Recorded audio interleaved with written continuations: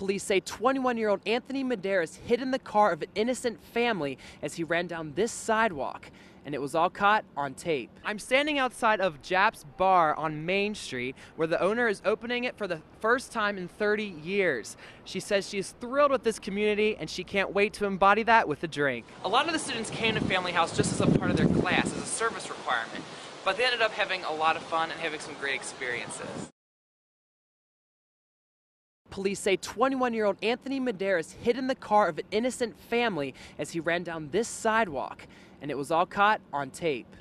Local 12 cameras were rolling as the suspect ran from police on assault warrant charges. The 21-year-old took refuge in Sonia Williams' car. Two of her young kids were also in the car, and she says she feared for their lives. I was bleeding in the car to get my daughter out. He just ran and jumped in the car.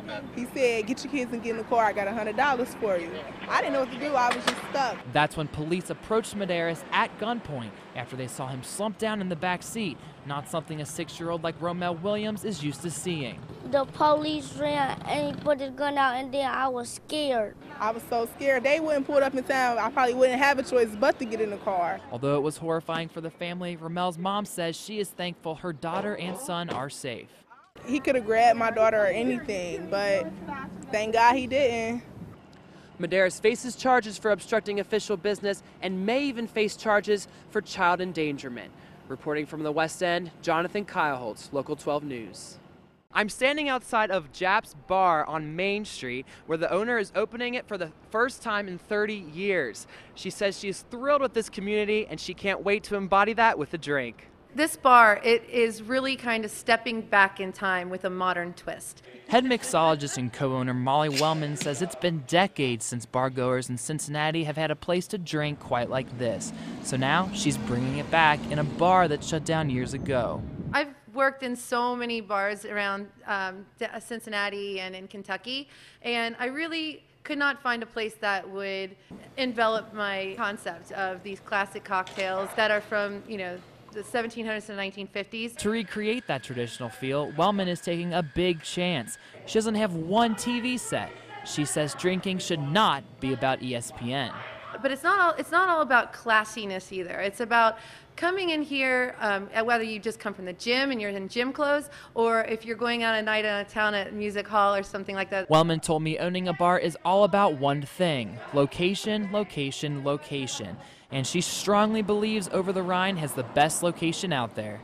Oh my God, are you kidding? It's Over the Rhine is so historical. It's all here. I mean, it's beautiful. It works out perfectly. It's meant to be. From Over the Rhine, Jonathan Keilholz, Local 12 News. University students from Chapman-Cole filed into Family House yesterday in order to paint the homeless shelter. It was just one of the service activities that the learning community will complete this year. It's more messy than they said it would be. The 200+ students painted a hallway, a staircase, several larger rooms, and more. The only place they didn't paint was the living space. A lot of the students came to Family House just as a part of their class, as a service requirement, but they ended up having a lot of fun and having some great experiences. While painting at first seemed like an easy task, the Chapman students say it took some hard work. Yeah, I'm glad I came. I like to paint, but in the small confined room, the paint's kind of getting to me.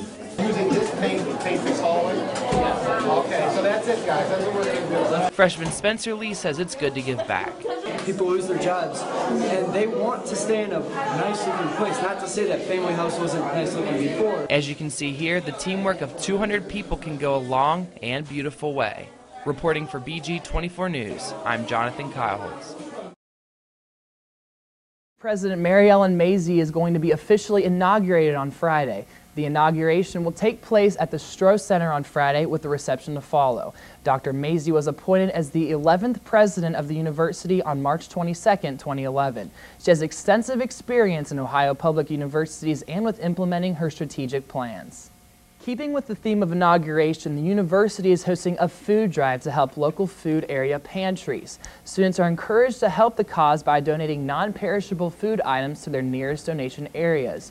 Students can donate at all residence halls as well as the off-campus lounge and the bookstore, which is located in the Student Union.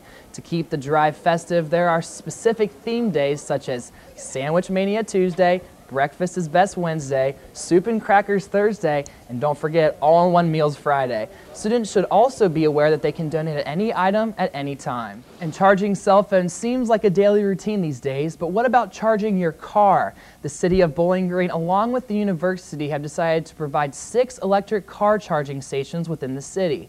Utilities Director of Bowling Green, Brian O'Connell, says that the new charging stations will be placed inside designated parking spaces for anyone with a hybrid or electric vehicle. 3 of the 6 stations will be installed on campus in 3 of our different parking lots. The stations on campus are expected to be up and running by March 2012.